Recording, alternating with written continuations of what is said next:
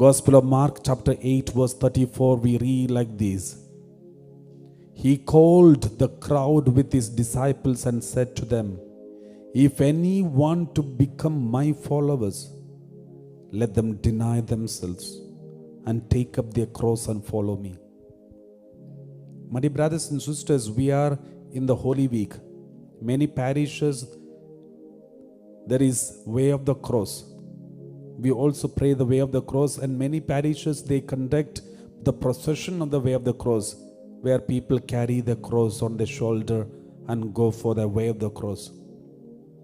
I remember when I was in the seminary, we went to a mountain carrying the cross on the shoulder, a huge cross, wooden cross on the shoulder, and climbed the mountain. We were 12 of us, and we were carrying in turn. One person carries the wooden cross on the shoulder from one station to the another station. For the 14 stations, one station to another station, one person carries the cross, and then the cross is handed over to the next person, and he carries the cross to the next station, and likewise. And when I was carrying the cross and climbing this mountain, I found it so difficult to carry the cross. And the cross itself is heavy, and mountain is so steep, and it is so difficult to climb that mountain carrying the cross. But one thing consoled me. I don't need to carry the cross for all the 14 stations. I just need to carry the cross from this station to the next station. After that, I can just hand it over to the next person. Now it is his duty to carry. So that was the consolation we were experiencing when we were carrying the cross. We knew this cross is not for lifelong. We knew this cross is only for one station to another station. Therefore, we all carry the cross on Good Friday. We don't mind carrying the cross because we know it is not a lifelong cross. It is only from one station to another station, or maybe 2-3 stations, that's all. Or if someone is so pious and so full of love of God, you may carry the cross for 14 stations, but you may not continue after 14 stations. After 14 stations, you may keep the cross somewhere and somebody will carry it, and you will go peacefully, thinking that you finished the way of the cross, and you will go back home peacefully. So that is how we celebrate way of the cross these days in the modern world. But during the time of Jesus, there was no way of the cross. There is only one thing.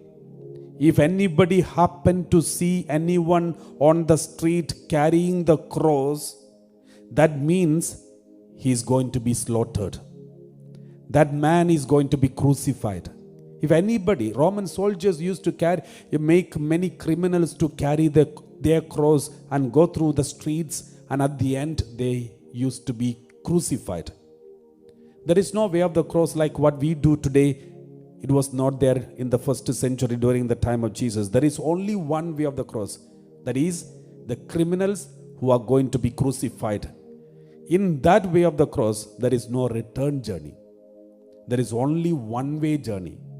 If you happen to be carrying the cross, that means you are going to be killed. There is no return. There is no turning back. There is no life after that. That means that journey is going to end with the grave, going to be ended in the tomb, going to be ended on the Calvary, on the crucifixion. So seeing this, looking at this kind of carrying the cross, not today's way of the cross, but the first century carrying the cross, looking at this carrying of the cross, Jesus said, if any want to become my followers, let them deny themselves and take up their cross and follow me. That means, if anybody wants to follow me, take up your cross and follow me. There is no return journey. There is no satisfaction you are going to experience after one station. You will have to complete all the stations. At the end, you will be crucified. There is no return journey. That is what Jesus meant by following the cross. That is what Jesus meant by saying carrying the cross. But in this modern world, we have different meanings. But the Lord has only one meaning. Only one meaning. There is no return journey. The end is crucifixion. Are you ready?